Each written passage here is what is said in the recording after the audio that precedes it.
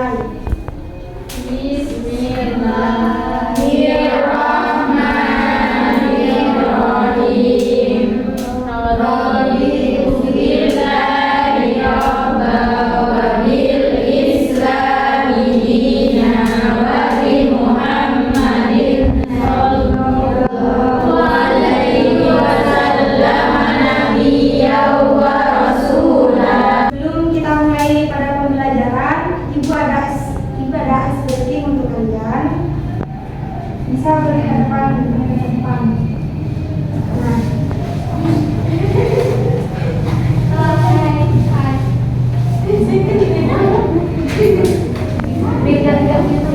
yang menghadap ke timur itu warna hitam, yang menghadap ke barat itu warna hijau. Nah, dan yang ibu sebut warna hijau tangannya mundur, yang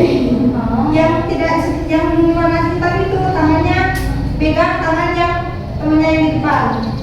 Kalau ini kan hijau, ini kan hitam. Kalau ibu bilang hijau, ibu itu mundur, begitu pegang. Kalau ibu bilang hitam, yang hitam mundur, yang hijau pegang. Gitu. Oh iya Bu. Oke. Yang hijau di mana Bu? Yang hijau yang ada ke barat, yang hitam yang ada ke timur. Oke Bu. Baik Bu. Coba pegang warna hijau.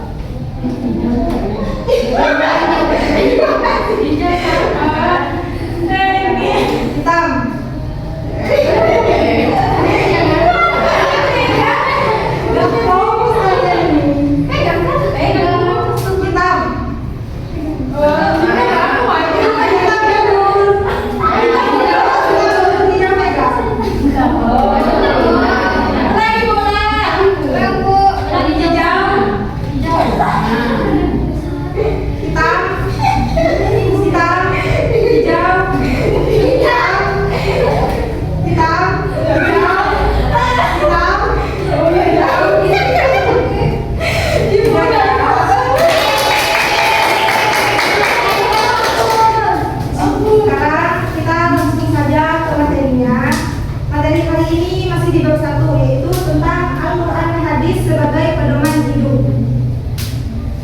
Materi yang akan kita pelajari hari ini yaitu yang pertama, apa itu Al-Quran, yang kedua, apa itu hadis, dan yang terakhir, apa saja fungsi Al-Quran dan hadis.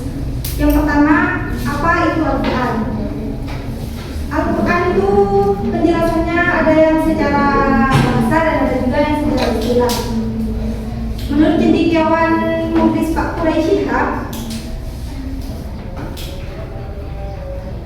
pengertian Al-Quran berasal dari kata Qur'an yang artinya membaca. Kata dasarnya Quran yang artinya bacaan. Huruf alif pada Al-Quran mengandung arti kesempurnaan. Jadi Al-Quran itu sendiri memiliki arti bacaan yang sempurna. Bukan hanya sempurna kandungannya, tetapi juga sempurna redaksi dan petunjuk yang ada di dalamnya. Secara istilah, Al-Quran adalah kalam Allah yang mengandung mukjizat yang diturunkan kepada Nabi Muhammad SAW melalui perantara malaikat Jibril yang diriwayatkan secara mutawatir. Membacanya bernilai ibadah disusun secara sistematis mulai dari surat Al-Fatihah sampai dengan surat An-Nas. Selanjutnya yang kedua itu apa itu hadis. Hadis secara bahasa yaitu baru, tidak lama, ucapan, pembicaraan, dan juga cerita. Sedangkan secara istilah hadis itu adalah sesuatu hal yang disandarkan kepada Nabi Muhammad SAW, baik berupa perkataan, ketetapan, dan juga sifat. Baik anak-anak, itu tadi penjelasan kita mengenai pengertian dari Al-Quran dan hadis. Itu adalah sesuatu yang disandarkan kepada Nabi Muhammad, baik berupa perkataan atau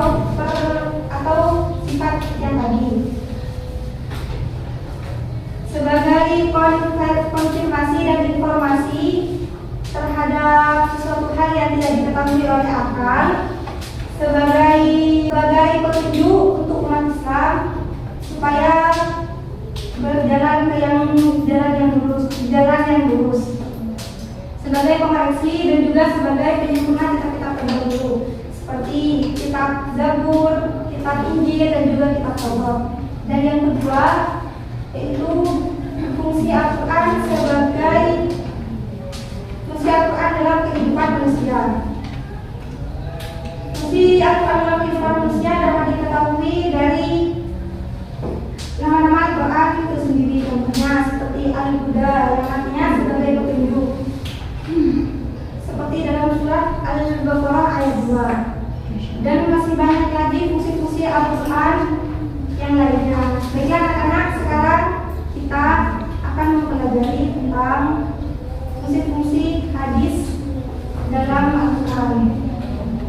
Yang pertama, fungsi hadis itu menjelaskan fungsi-fungsi yang ada di dalam Al-Quran. Dan fungsi yang kedua yaitu menetapkan ayat-ayat Al-Quran yang bersifat mujmal atau global. Dan yang ketiga yaitu mengadakan hukum-hukum Islam yang tidak ada di dalam Al-Quran. Karena hadis yang ada dalam Al-Quran. Dan fungsi yang terakhir itu mengutamakan ayat-ayat Al-Quran. Kemudian anak-anak penjelasan pelajaran hari ini tentang pengertian Al-Quran hadis, tentang fungsi-fungsi dan tentang fungsi-fungsi Al-Quran dan hadis. Selanjutnya, Ibu ada permainan snowball throwing. Sebelumnya, kalian sudah pernah main snowball throwing? Sudah.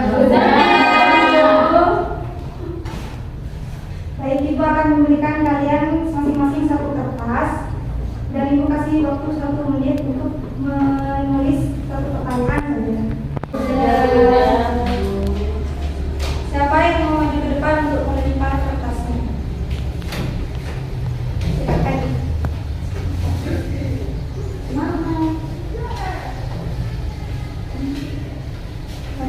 Kamu tadi berjalan. Terus lempar ke temannya. Nanti temannya yang dapat maju ke depan dan jawab pertanyaan dari kertas ini.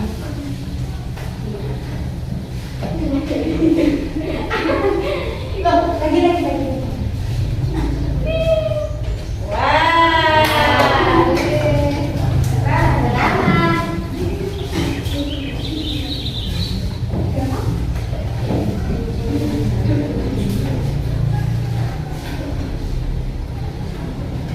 Sebutkan satu saja fungsi hadis terhadap Al-Quran. Fungsi hadis terhadap Al-Quran itu memperkuat hukum yang sudah ada di dalam Al-Quran. Masih mau bermain lagi? Siapa yang mau maju ke depan?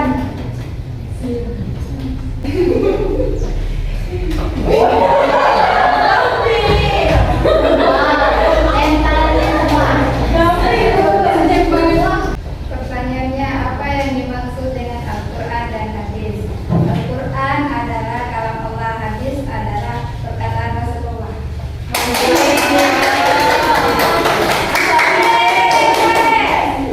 Baik, jelaskan materi hari ini. Sekarang Ibu mau kasih kalian tugas untuk dikerjakan di kelas, untuk dikerjakan sekarang, dan jawabannya itu ditulis di buku tulis kalian masing-masing. Iya, Ibu kasih waktu 1 menit untuk mengerjakan tugas itu. Tugasnya itu adalah mencari tujuan diturunkannya Al-Quran.